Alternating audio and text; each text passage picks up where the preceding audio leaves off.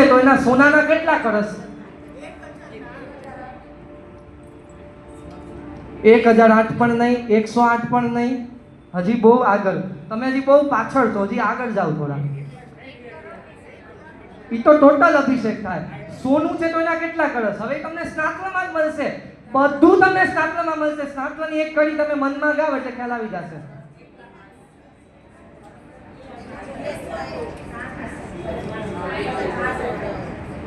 અડજાતિ કળશ શા પ્રત્યે કે પછી આગળ બોલો.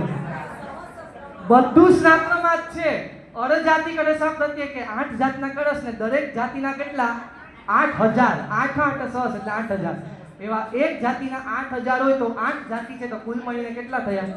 64000 કળશ. તમારે બધું મનમાં કેલ્ક્યુલેટ કરવાનું છે, યાદ રાખવાનું. 64000 થયા, અહીંયા સુધી સમજાઈ ગયું. હવે આગળ વધીએ. 64000 અભિષેક થાય પણ એ એક દેવ એ રીતે 64000 કરે. પણ એવા 250 અભિષેક થાય. કેટલા? 250 અભિષેક થાય. એક દેવ તો ખાલી 64000 કરે પણ એવા 250 થાય. તો એ 250 અભિષેક કઈ રીતે થાય એ હવે ગણવાનું છે. એ પણ બધું સ્નાત્રમાં.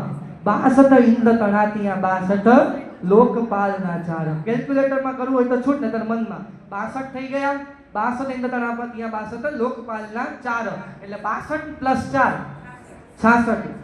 પછી ચંદ્રની પંક્તિ 66 66 રવિશ્રેણી નર લોકો. 66 અત્યાર સુધી થઈ ગયા. એમાં ચંદ્રના +66 અને સૂર્યના +66. કરો કેલ્ક્યુલેટ. 66 + 66 + 66 બરોબર. ચંદ્રની પંક્તિ 66 66 રવિશ્રેણી નર લોકો. પછી ગુરુસ્થાનક સુર કેરો એક અને સામાનિકનો એકનો. એટલે ગુરુસ્થાનકનો એક અને સામાનિકનો એક એટલે 2 પ્લસ કરો. બરોબર છે. પછી સામાનિકનો એક સોમપતિ ઈશાનપતિના ઇન્દ્રાણીના 16 એટલે સોમ ઇન્દ્ર અને ઈશાન ઇન્દ્રની 16 ઇન્દ્રાણીઓ. એકની 8 અને બીજાની 8 એટલે કુલ મળીને 16 પ્લસ 16 કરો.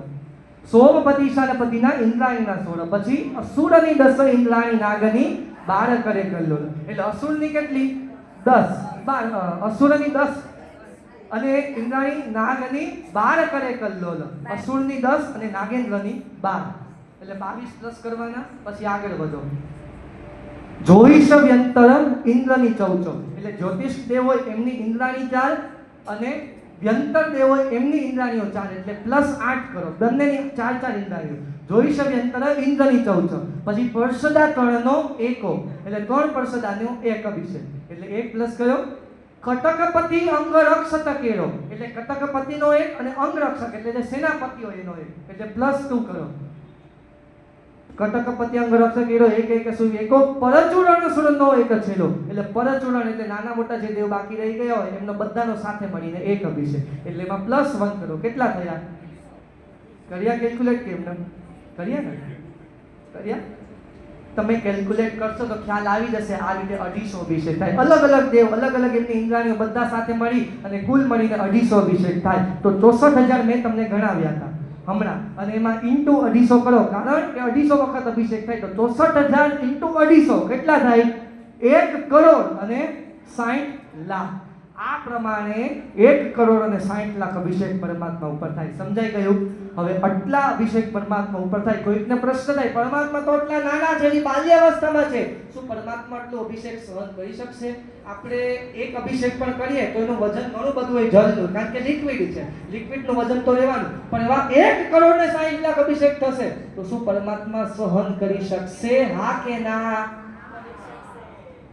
જેમને પંચકલ્યાણકનું સ્તવન આવડતું હોય ને એમાં આવે છે પ્રભુ અંગૂઠે મેળું જપ્યો અતિ ગળગળે ગળગળે પૃથ્વી લોક જગત ના થડથડ.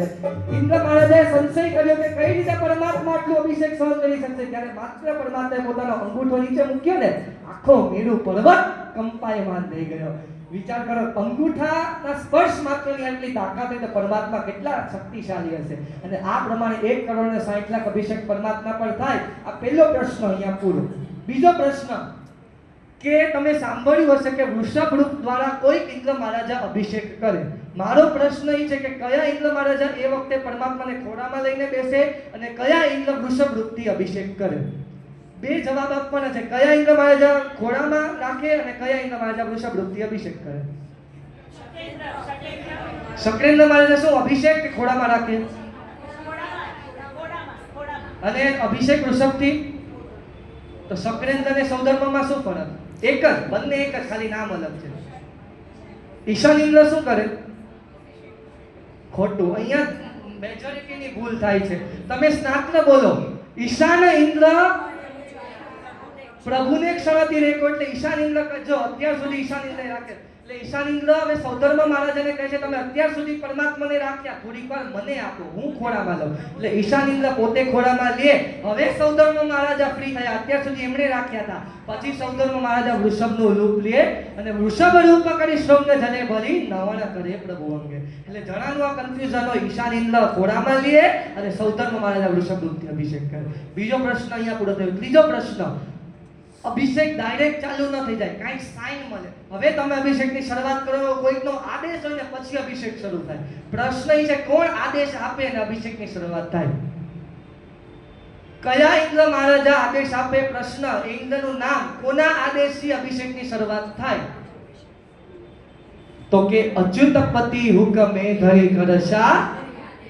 અત્યારે આપણે જ્યારે અભિષેકની શરૂઆત કરશું ને આત્મ ભક્તિથી નહીં કરીએ, પણ જેવું બોલશું અચ્યુતપતિ હુકમે ધરી કર સારી આને નવડાવે ત્યારથી કરશું. કેમ?